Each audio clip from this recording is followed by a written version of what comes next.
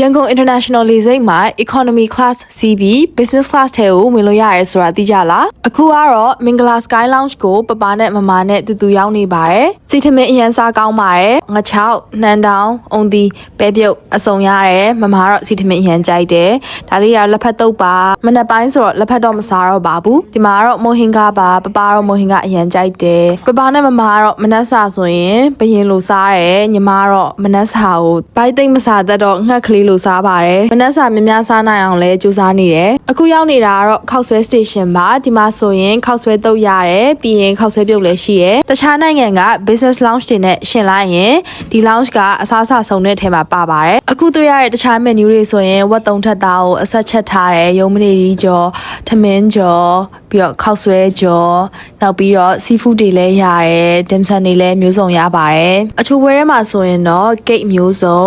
မြန်မာမုန့်တွေဥပမာဆိုရင်တာကူငပြောပေါင်မုတ်လက်ဆောင်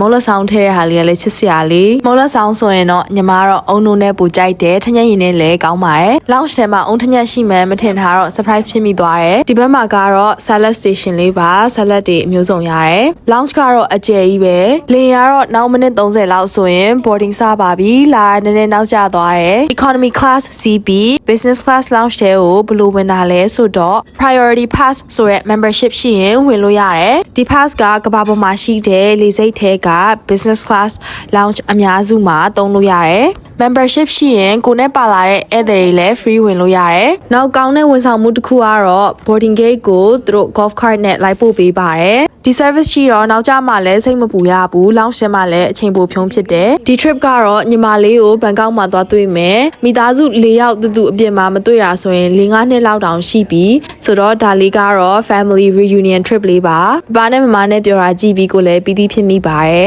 first family trip in a million years so pretty excited Thailand မှာဘန်ကောက်မြို့အပြင်တခြားထူးဆန်းတဲ့နေရာတွေလည်းသွားမှာမို့လို့ဆက်လက်ကြည့်ရှုပေးပါရှင်အခုတော့လေယာဉ်ပေါ်မှာအိတ်လိုက်ပါဦးမယ် bye